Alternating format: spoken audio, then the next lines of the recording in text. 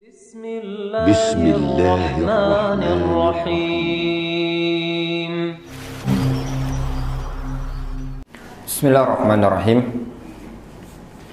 Alhamdulillahi nahmaduhu wa nasta'inuhu wa nastaghfiruh wa na'udzu billahi min syururi anfusina wa min sayyiati a'malina. May yahdihillahu fala mudilla lahu wa may yudlil fala hadiya lahu. Wa asyhadu an la ilaha illallah wahdahu la syarika lahu wa asyhadu anna Muhammadan abduhu wa rasuluhu sallallahu alaihi wa ala alihi wa ashabihi ajma'in, amma ba'd. Kita lanjutkan keterangan dari Al-Imam An-Nawawi rahimahullahu ta'ala berkaitan dengan adab seorang penuntut ilmu. Beliau menyebutkan faslun di halaman 33. Beliau mengatakan faslun wa yadkhul ala syaykhihi kamilal khisal wa yadkhul ala syaykhihi kamilul khisal atau kamilal khisal. Hendaknya dia masuk menemui gurunya tadi dalam keadaan berperangai atau bersifat dalam kondisi yang sempurna. Murid, adab seorang murid ketika bermajelis, kondisinya dalam kondisi yang sempurna. Pakaian, bau badan, ya, wangi baunya, bukan asam, bukan pahit. Kemudian pakaian yang bersih, pikiran yang tenang. Ini kamilul khisal. Dalam sebagian cetakan disebutkan kamilul hal, kondisi yang sempurna. Muttasifan bima zakarnahu fil muallim, bersifat sebagaimana yang telah kami sebutkan pada adab seorang guru. Sebagaimana seorang guru ketika mengajar disunnahkan, dianjurkan bagi dia menggunakan pakaian-pakaian yang bagus, kemudian kondisinya bagus, bersih. Demikian juga seorang talibul ilmi, mutatahhiran musta'milan lissiwak, dalam keadaan bersuci. Itu juga termasuk adab bagi seorang penuntut ilmu. Ketika di majelis ilmu, hendaknya dalam keadaan bersuci, wudu, mandi, musta'milan lissiwak, menggunakan siwak, gosok gigi. Apalagi misalkan anak-anak di pondok pesantren belajar pagi, mandi ndak, gosok gigi ndak, kira-kira gimana? Setoran Al-Quran, ya, itu kurang nyaman. Farighul qalbi minal umur asyagilah, serta hatinya itu kosong dari perkara-perkara yang melalaikan, menyibukkan. Maknanya ketika dia belajar, hendaknya hatinya betul-betul fokus, tidak mikirkan yang lain. Jadi memang betul-betul tenang. Ini juga adab bagi seorang penuntut ilmu. Hendaknya ketika duduk di majelis ilmu dalam keadaan hatinya betul-betul fokus, tidak sibuk dengan kondisi-kondisi yang ada di luaran. Allah Subhanahu wa ta'ala menyebutkan tentang bagaimana al-intifa' bil ilm, syurutul intifa' bil ilm, syarat-syarat mengambil kemanfaatan suatu ilmu. Al-Imam Ibnu Qayyim rahimahullah ta'ala menyebutkan dalam kitab beliau Al-Fawaid beberapa poin cara-cara untuk bisa mengambil kemanfaatan dari suatu ilmu. berdasarkan firman Allah Subhanahu wa taala dalam surat Qaf, Inna fi dzalika ladzikra liman kana lahu qalbun aw alqas sam'a wa huwa syahid. Sesungguhnya yang demikian itu merupakan zikra, peringatan, liman kana lahu qalbun, bagi orang yang mempunyai hati, aw alqas sam'a, dan bagi orang yang memasang pendengaran dia dengan baik, wa huwa syahid, dalam keadaan dia menyaksikan hadir. Kata Imam Ibnu Qayyim rahimahullah ta'ala, yang ringkasnya maknanya, kata beliau, al-intifa' bil Qur'an awil ilm, mengambil kemanfaatan dengan ilmu tersebut, meliputi 4 perkara syaratnya.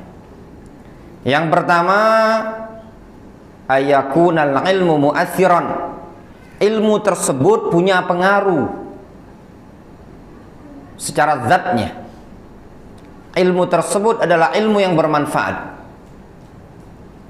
bila syak wala raibin, bahwasannya ilmu syar'i minal kitabi was sunnah adalah aslul ilm, asal ilmu al-mu'athir, yang bermanfaat, yang bisa memberikan pengaruh pada seseorang. Itu yang pertama. Yang kedua,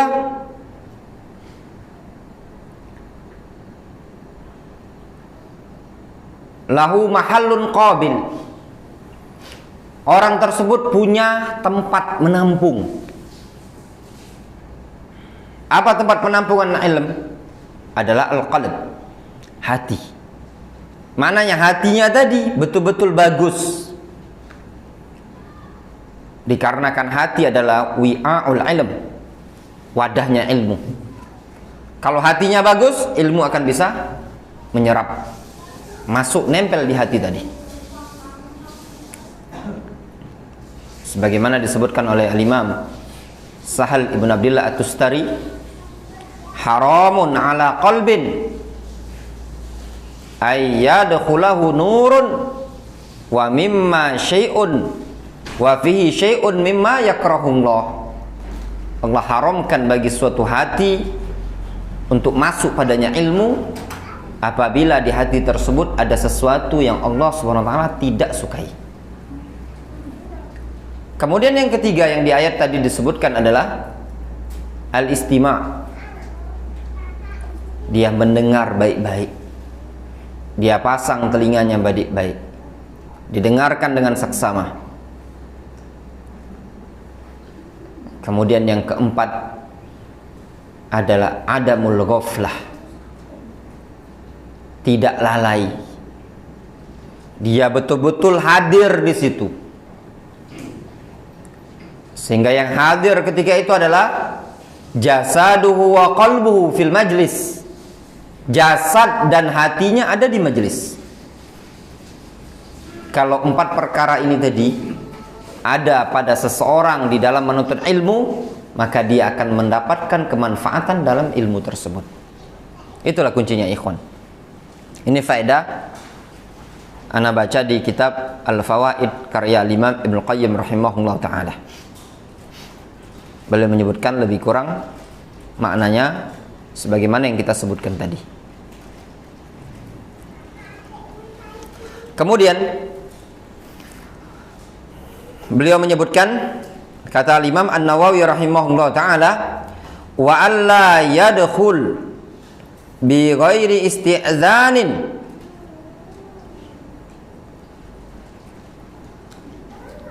idza kana asy-syaikhu fi makanin yahtaj fihi ila isti'zanin. Kemudian di antara adab seorang murid agar dia tidak masuk menjumpai sang guru tadi dengan tanpa izin, apabila guru tadi berada di tempat yang orang yang kalau mau masuk ke sana butuh izin dulu. Ya. Termasuk adab agar seorang murid tidak menjumpai seorang guru dalam keadaan tanpa izin. Apabila sang guru tadi berada di tempat yang memang harus izin. Misalkan di ruangan dia, ada kamar kantor ya, yang memang kalau mau ketemu, atau di rumah dia, izin dulu. Di zaman sekarang di antara izin gampang, bisa dengan telepon. Ustadz, bisa ana datang, ada keperluan, bisa ana ke rumah antum. Itu lebih gampang di zaman sekarang. Kalau katanya dia afan, mungkin sore saja ya, sudah sore. Itu jauh lebih baik dibandingkan langsung datang. Tiba-tiba datang, ternyata dia butuh istirahat, waktunya tidak tepat. Atau tiba-tiba datang, ngetok pintu, tok tok tok, Assalamualaikum Ustadz. Kadang mau nolak tidak enak kan, ternyata jauh-jauh misalkan, tinggalnya di Pelaju, mau datang ke ustadznya misalkan KM 12 itu misalkan, ustadznya mikir mau ditolak juga tidak enak, dalam keadaan dia belum siap menerima tamu ketika itu.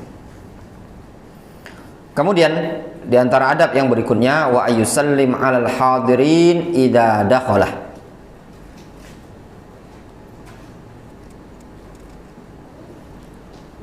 Wa yakhussahu dunahum bitahiyyah.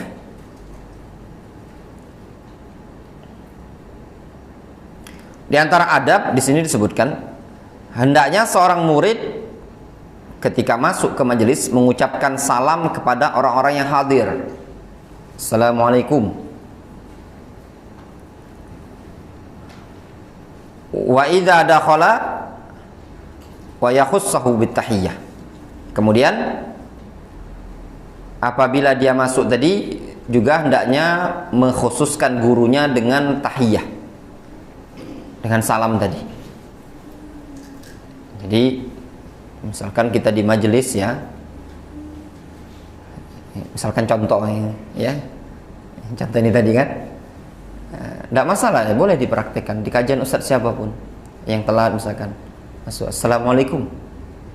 Kadang mungkin kita canggung kan Pak ya, agak tersinggung ustadznya, tidak masalah dipraktekkan.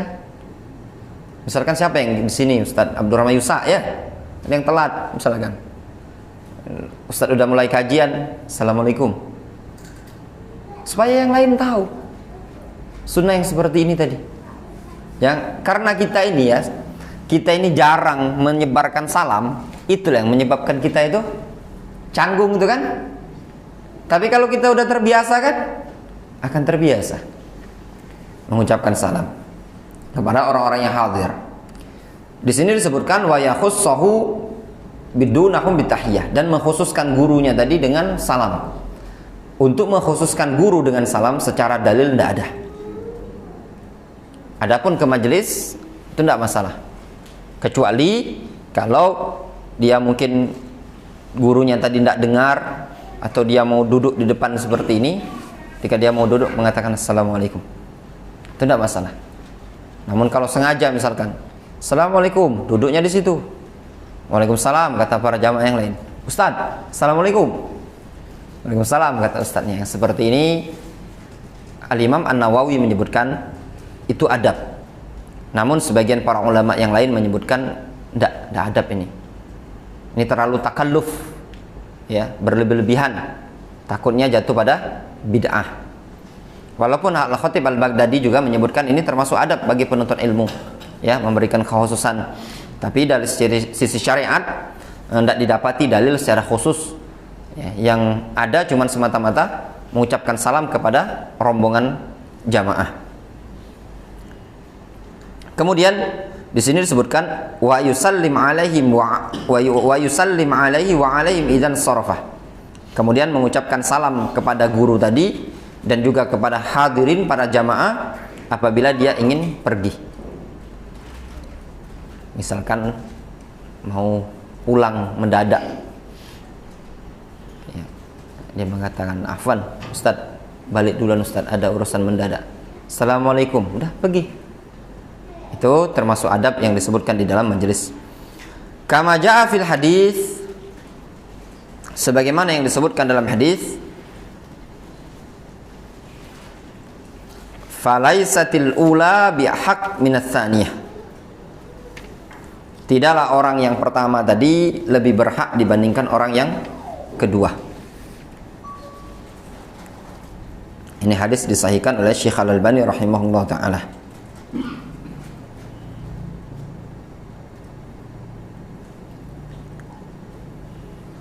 Wala yatakhatta riqaban nas. Kemudian adab yang berikutnya, dan janganlah dia seorang penuntut ilmu menyela-nyela pundaknya para jamaah. Mananya? Misalnya majelisnya rapat ya, rapat di sini. Jadi dia tuh pengen duduk depan. Datanglah telat, pengen duduknya di depan. Ini juga ada adab. Kalau kajian kita seperti ini kan tidak terlalu ramai ya. Kadang tuh misalkan tablik akbar, daurah ya. Tablik akbar, daurah ramai sekali. Dijengok depan meja ustaz tuh banyak kosong depan. Biasanya yang depan tuh kosong kan? Nah, dia lihat depan kosong, mungkin tidak nyaman dia kalau duduk di belakang. Dia ke depan dengan harus melangkah melalui pundak-pundak orang tadi kan. Itu tidak diperbolehkan.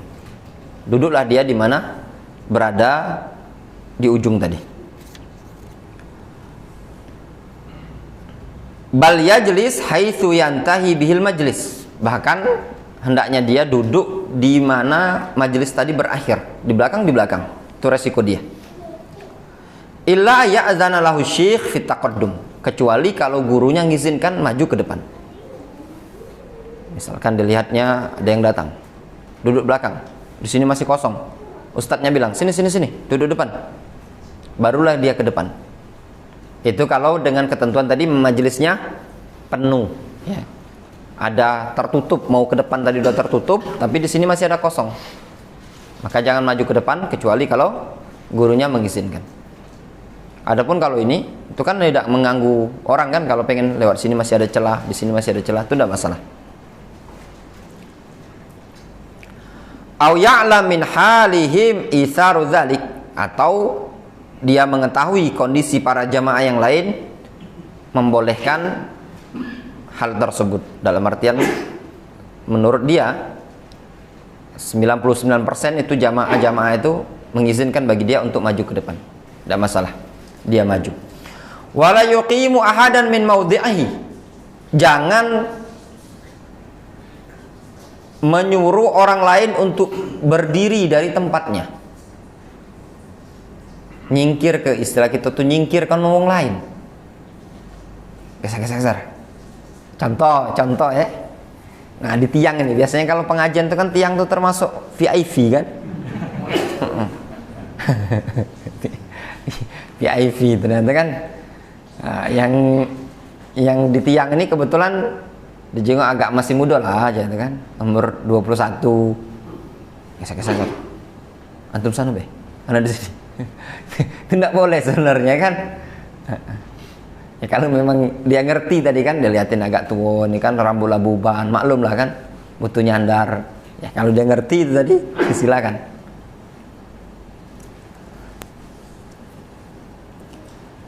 Fa in atharahu ghairuhu lam yaqbal. Yaqtidaan bi Ibnu Umar.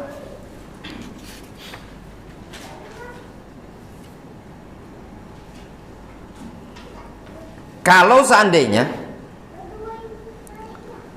ada orang lain mempersilahkan dia, maka janganlah dia menerimanya dalam rangka mengikuti Abdullah ibnu Umar radhiyallahu anhu. Contoh misalkan, siapa nama antum Pak? Siapa namanya? Keli. Keli duduk di sini. Tahu-tahu ada yang masuk. Antum lihat kayaknya beliau ini lebih layak. Seperti beliau ini. Nah, Bapak ini kan wajar lah ya kan. Sini Pak, antum di sini be. Nah, misalkan anak biar maju.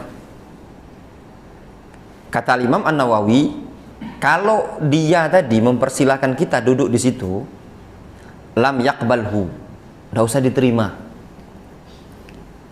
Dalam rangka mengikuti Abdullah bin Umar. Nah, Abdullah bin Umar disebutkan dalam Sahih Bukhari, kana Abdullah ibnu Umar yakrah ayyaquma ar-rajulu min majlisihi thumma yajlis makanahu. Dulu Abdullah ibnu Umar, beliau tidak menyukai ada orang bangkit dari tempat duduk dia, kemudian Abdullah bin Umar duduk di situ. Walaupun orang tadi ngizinkan.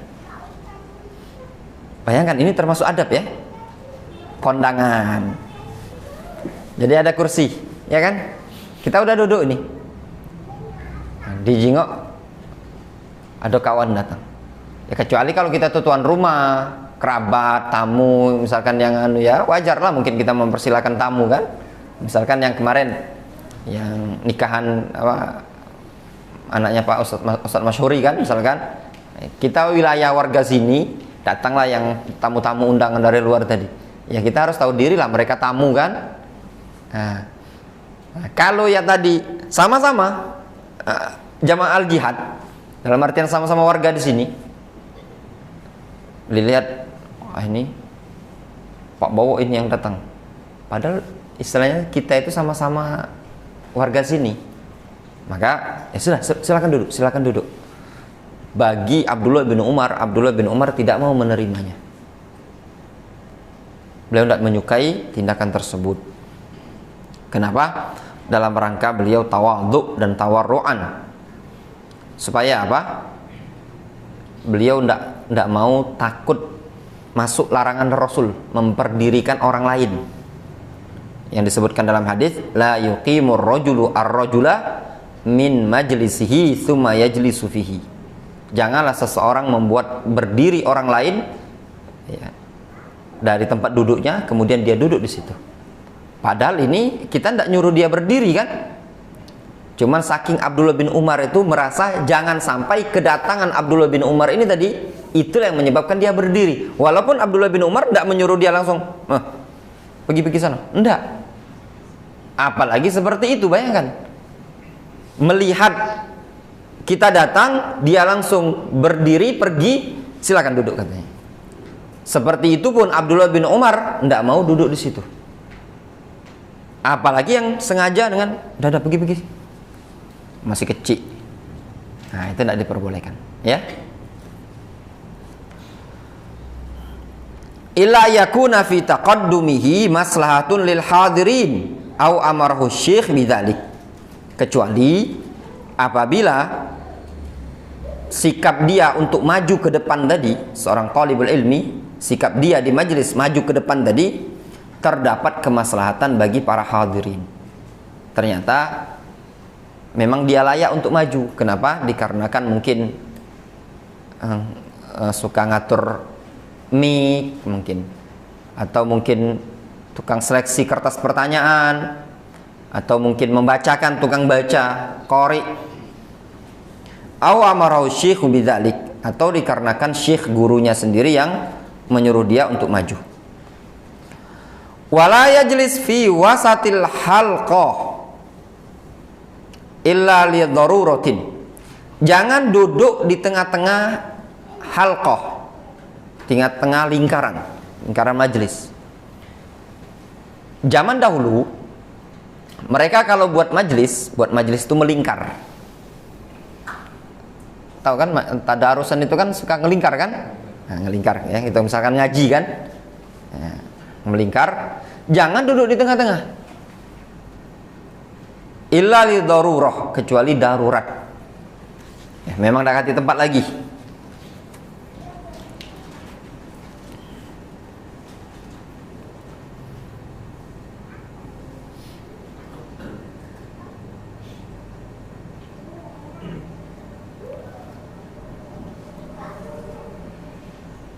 Wala yajlis baina sahibain bi ghairi idznihima.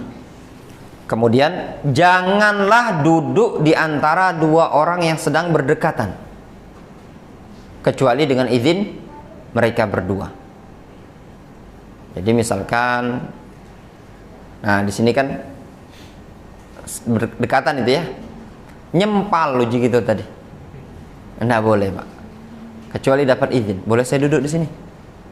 Kan memang bisa jadi dia memang pengen duduk berdua ini kan memang senang gitu loh, akur.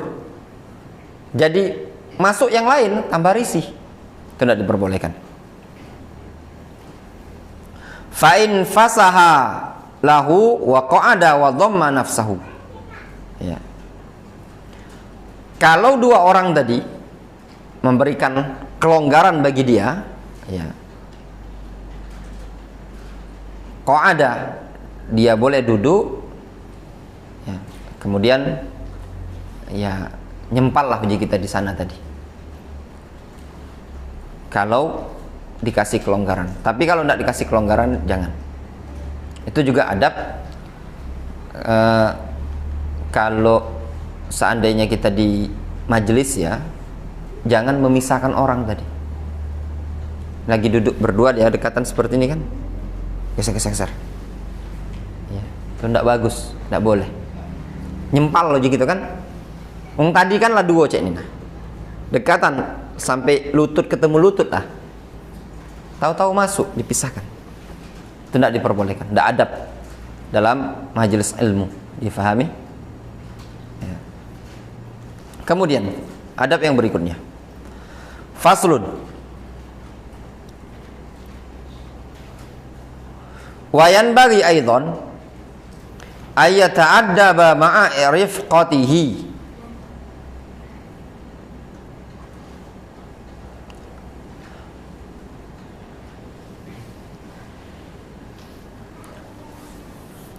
Atau rufaqatihi. Wa yanbaghi aidan ay yata'addaba ma'a rufaqatihi wa hadiri majlis syekh. Selayaknya bagi dia untuk beradab bersama teman-teman dan para hadirin yang ada di majelis sang guru. Fa inna dzalika ta'addubun ma'asy-syekh wa siyanatun li majlisihi. Dikarenakan punya adab, beradab terhadap para jamaah sesama murid, itu merupakan adab bersama guru dan juga merupakan penjagaan terhadap majelis.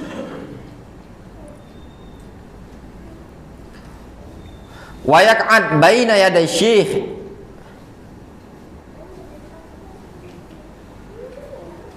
qi'datal muta'allimin la qi'datal mu'allimin.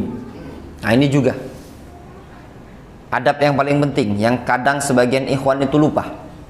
Kata Imam An-Nawawi, wa yaq'ad baina syekh qi'datal muta'allimin la qi'datal mu'allimin. Duduklah dia di depan guru bagaikan duduknya para penuntut ilmu, bukan bagaikan duduknya seorang pengajar. Bagaimana duduk para penuntut ilmu?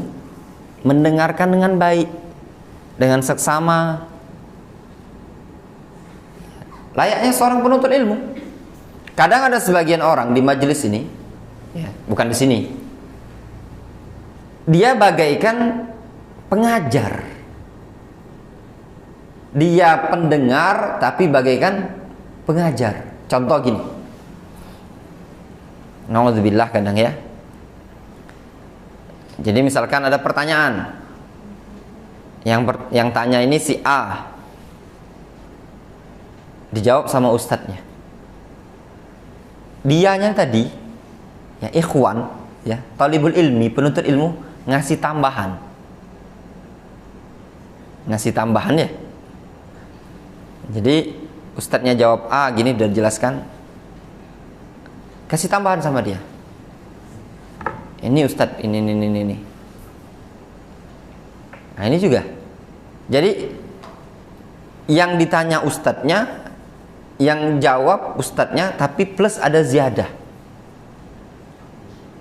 Nah ini namanya duduknya bagaikan seorang muallimin.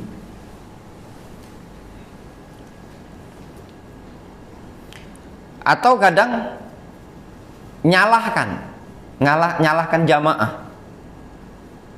Ya. Ketika di majelis, yang berhak menyalahkan, mengkritik adalah sang guru, bukan para jamaah. Kadang itulah yang menyebabkan seseorang kadang tidak suka di majelis ilmu itu, dia nanya sama guru, tapi sama yang lain tadi ngeremehkan. Contoh misalkan dia nanya, kadang pertanyaan ini mungkin menurut kita perkaranya sepele, tapi bagi dia ini perkara yang besar. Rata-rata kita di sini tahulah hukum judi lah, ya, judi haram. Mungkin ada saja orang yang bertanya, yang dia tuh tidak tahu hukum judi itu haram. Nah, nyeletuklah kadang beberapa ikhwan menertawakan dia tadi, nyalahkan, ya, ngkritik. Padahal sang ustadz, sang guru pun, sang syekh pun tidak seperti itu. Ini namanya duduknya seorang muallimin. Karena itu bukan haknya dia seorang penuntut ilmu. Wala yarfa' sautahu raf'an balighan min ghairi hajatin. Kemudian termasuk adab, janganlah dia mengangkat suara dia dengan suara yang lantang, dengan tanpa dibutuhkan. Jadi jangan ngangkat suara. Kadang ada di majelis ilmu itu ngobrol berdua. Nah, itu tadi. Itu juga tidak bagus. Wala yadhaku. Jangan pula tertawa. Ketawa berdua baik. Ya, ini juga. Wala yuksirul kalam min ghairi hajatin. Dan jangan memperbanyak bicara tanpa dibutuhkan. Itu juga adab seorang talibul ilmi, jangan banyak ngomong. Wala ya'bas biyadihi wala bi ghairihi. Janganlah dia memainkan tangannya ataupun yang selainnya. Kadang tip pulpen. Kadang ada yang biasanya sambil dengarkan kajian ustadz deh, muter-muterkan pena. Nah, coba Dil, praktekkan. Kadang ada sebagian tuh pinter mainkan buku ini. Ada? Enggak ada, bukan? Jangan ada Reza. Sengit aneh teh diputer-puterkan.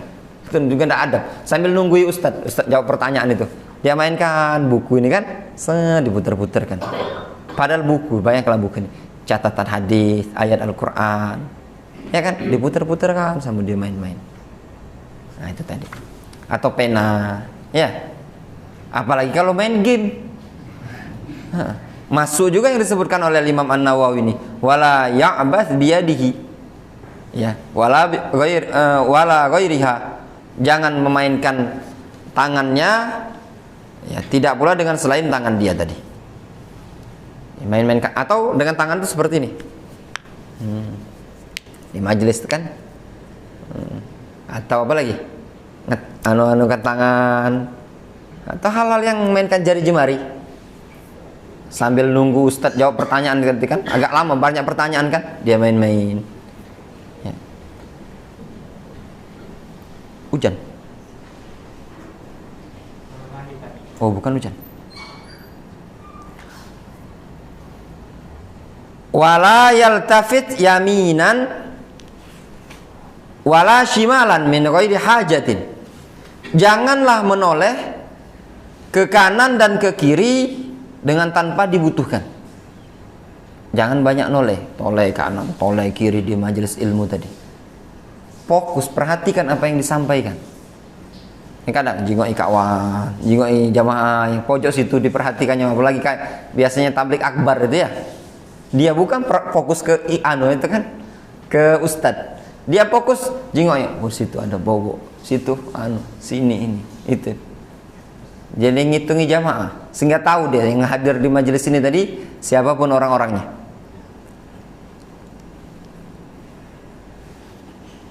Bal yakunu mutawajjihan ila syekh musriyan ila kalamihi.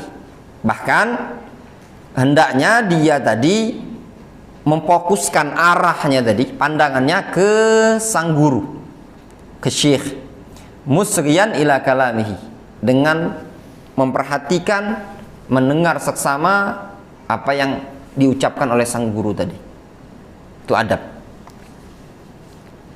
Kadang lebih fokus kalau dia lihat langsung, dengarkan. Itu adab yang disebutkan oleh Imam An-Nawawi rahimahullah ta'ala. Kemudian fasl yang berikutnya, wa mimma yata'akkadu al-i'tina'u bihi, dan termasuk perkara yang perlu ditekankan untuk diperhatikan, ya, termasuk perkara yang sangat ditekankan untuk diperhatikan, alla yaqra'a 'ala syekh fi hali syughli qalbi syekh wa malalihi wa istinfarihi wa ghammihi wa farahihi wa ju'ihi wa atshihi wa nu'asihi wa qalaqihi wa nahwi dzalik mimma yashuqqu 'alaihi wa yamna'uhu min kamali huduril qalbi wan nisyat wa yagtanim awqat nisyatihi. Termasuk adab yang paling penting juga, dia tidak membacakan, ya, tidak minta bacakan, ya, atau tidak belajar lah istilahnya itu. Tidak belajar kepada sang guru pada kondisi hati guru tadi lagi tidak fokus. Ini juga termasuk adab bertanya. Ustadznya lagi ngitung duit. Nah, untung dagang misalkan, ya, dagang kurma. Nanyo, tidak akan konsentrasi. Paling dijawabnya, yo boleh. Tidak boleh. Ya mana?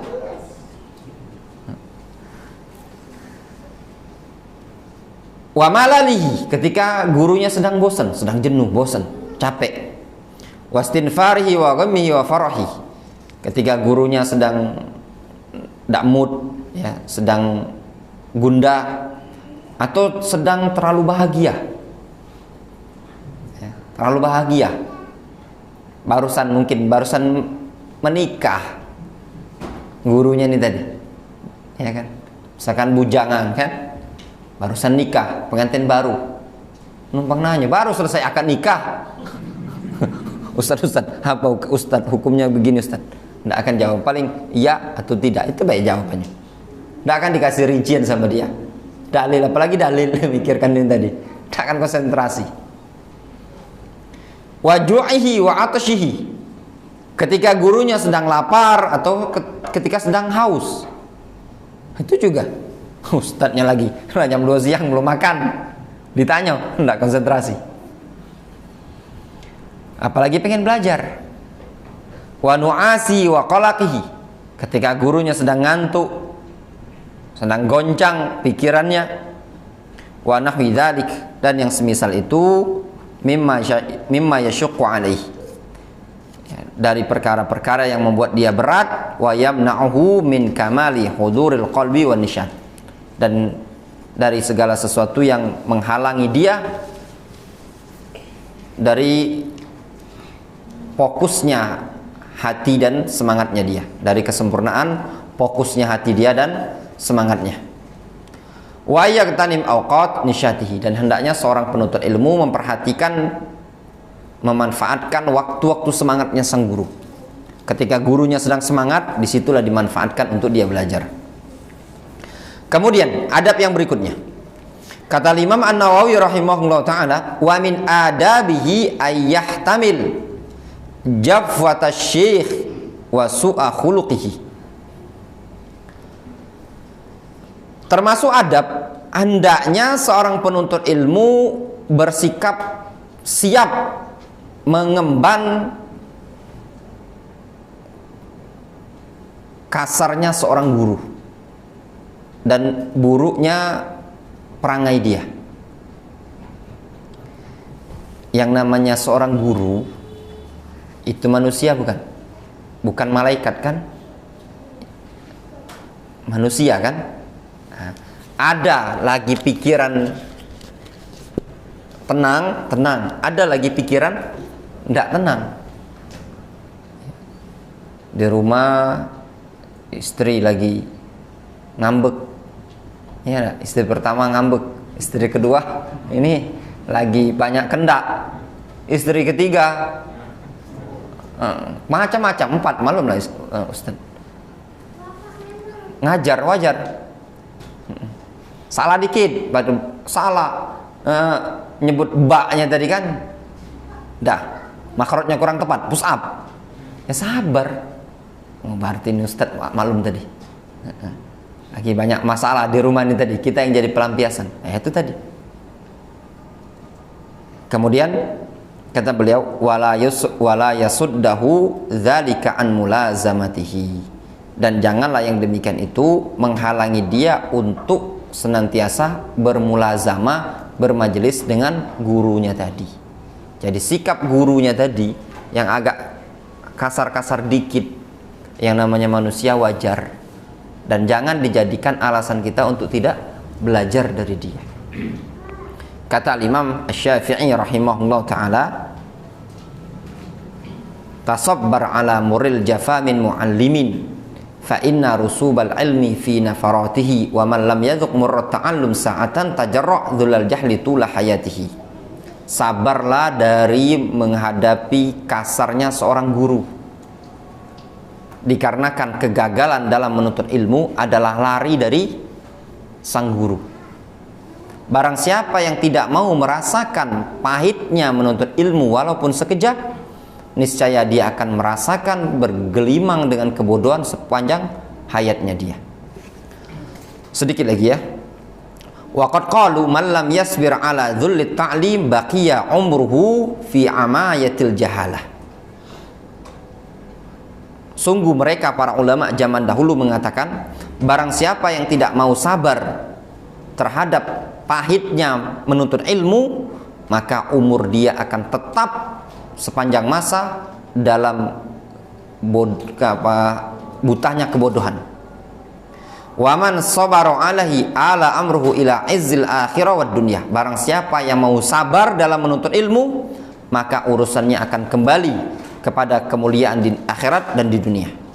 Wa minhu al-athar al-masyhur an Ibnu Abbas, dan diantara hal itu ada asar yang masyhur dari Abdullah bin Abbas.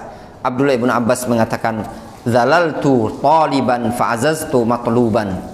Aku menuntut ilmu dengan penuh kehinaan sehingga aku pun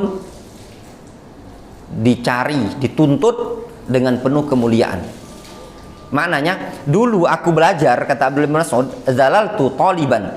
Aku dulu belajar dengan penuh kehinaan. Dimarahi ustadz, siap. Ditendang ustadz, laju. Mister Papan, jangan ke Mister Papan, kusen laju, gitu tadi. Nah bayangkan, itu penuntut ilmu. Ya gambaran gitu loh kan. Ngaji zaman dulu tuh, tahu lah ya, Pak? Ngaji zaman dulu rotan mungkin kan, atau dianyam-anyam manu itu apa? Lidi dianyam, no, tahu kan? Lidi dianyam itu kan, cetus. Ngomong salah dikit, cetus itu dulu. Tapi kata Abdullah bin Mas'ud, zalaltu taliban fa'azaztu matluban. Aku siap merendahkan diri ketika menuntut ilmu, aku pun dimuliakan dengan cara orang-orang mencari diri aku. Maknanya apa? Aku dimuliakan dengan cara apa? Orang-orang yang mencari aku, karena dia sabar nuntut ilmu tadi kan. Sehingga dia dimuliakan oleh Allah Subhanahu wa taala dengan cara apa? Orang-orang butuh kepada ilmu dia. Waqad ahsana man qol, sungguh sangat indah orang yang mengatakan, wa man lam yadhuq ta'mal madhallah sa'atan qata'az zaman bi usarihi madlulan. Barang siapa yang tidak mau merasakan pahitnya menuntut ilmu tadi sekejap saja, ya, maka dia akan menempuh sepanjang masa dalam bentuk terbelenggu, terpenjara dengan penuh kehinaan. Wallahu ta'ala a'lam bishawab. Kita cukupkan kajian mungkin sampai di sini ya. Pada isya mungkin tidak lanjut ya. Melihat kondisi, tidak tahu ada angin atau apa di luar itu, nampaknya mungkin kita takutnya kehujanan. Wallahu ta'ala a'lam bishawab. Insyaallah kita lanjutkan pada pertemuan yang berikutnya. Subhanallahi wa bihamdihi asyhadu an la ilaha illa anta astaghfiruka wa atubu ilaik. Wa akhiru da'wana alhamdulillahi rabbil alamin. Wassalamualaikum warahmatullahi wabarakatuh.